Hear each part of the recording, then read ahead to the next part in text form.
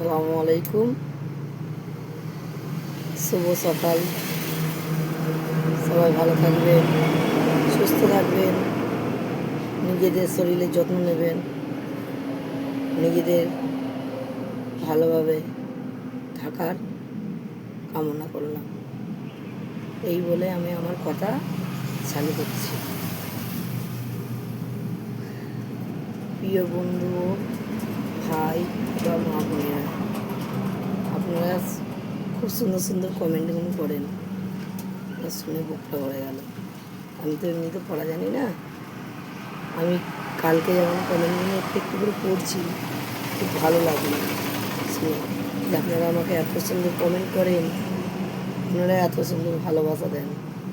এইরকম ভালোবাসা দেবেন, এরকম কমেন্টগুলো লিখবেন, তাহলে আমাকে আরও আগ্রহ বাড়বে। সত্যিকার একটা মানুষকে যখন কেউ উৎসাহ দেয়, তার পাওয়ারটা কিন্তু অটোমেটিক বাড়ে,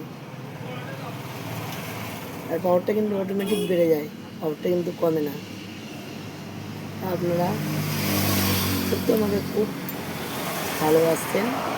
আমি কমেন্টগুলো দেখে পড়লাম যে কোনো দিন বাজে কমেন্ট লিখবেন না, প্লিজ দুটো জোর হাত করে বলছি, বাজে কমেন্ট কেউ লিখবেন না।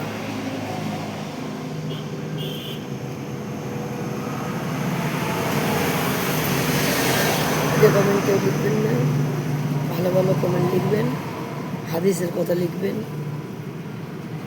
আপনাদের কাছে আমার এই কামনা। কিন্তু আমাকে কমেন্ট করবেন, আমাকে কমেন্ট করবেন, একটু শেয়ারও করবেন, লাগবে তাই না? এসব তো আমরা থেকেও নিজেরা 10 টাকা কাউকে দিতে পারবো না, এগুলো তো করতে পারবো, আঙুলের কাজটা তো করতে পারবো না। আঙুলের কাজটা করতে তো কোনো বাধা নেই না। আমরা তো 10 টাকা কেউ ঘর থেকে দিয়ে তাকে সাহায্য করছি না, তাহলে আমাদের আঙুলের কমেন্টে করতে কোনো অসুবিধা নেই, ঠিক না? আমার একটা কমেন্টের মাধ্যমে যদি একটা মানুষ যদি সহযোগিতা করে পায়, আমার কমেন্ট করতে কী বাধা, আমার শেয়ার করতে কী বাধা? কোনো বাধা নেই। এরকম কমেন্টগুলো, সুন্দর সুন্দর কমেন্টগুলো করবেন, আমার আরও সাহস বাড়বে। আপনারা ভালো থাকবেন, আপনাদের ভিডিওগুলো আমি দেখব, আপনাদের আরও আমি কমেন্ট করব, শেয়ার করব। এটাই তো ভালোবাসা, তাই তো নাকি? আমি অনেকে অসহায় মানুষ, আমি অনেকই অসহায় মানুষ, এতটাই অসহায় মানুষ না। আমি অনেক পরিশ্রম করি, অনেক পরিশ্রম করি। সবাই পরিশ্রম করে, কম বেশি পরিশ্রম সকলেই করে, কিন্তু পরিশ্রমের মধ্যে কিন্তু পার্থক্য আছে না।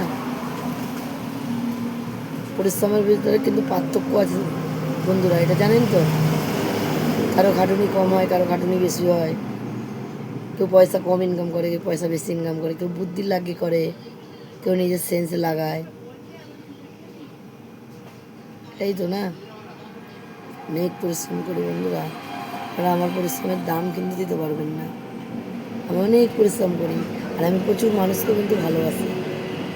এমন কোনো পাগল নেই যে আমি সেই পাগলদের কারে ভালোবাসি না। আমি সেই পাগলদের কারে আমি যত্ন করি, তাদের চান থেকে, খাওয়ানো থেকে, তাদের দেখাশোনা করা থেকে, তাদের কাপড় জামা পরানো থেকে, তাদের বাড়ির অ্যাড্রেস দিয়ে বাড়ি পাঠানো থেকে, আমি এসবগুলোও করে দিই। আমি এগুলোও করি। পাগলদের দেখলে আমার বহুত কষ্ট হয়। আর সে ওই ধরনের আছে, কালকে আমি ওই ধরনের হতে পারবো না, এমন কোনো কথা আছে? আপনারাই বলুন আমাকে, এমন কোনো কথা আছে কি? নেই তো।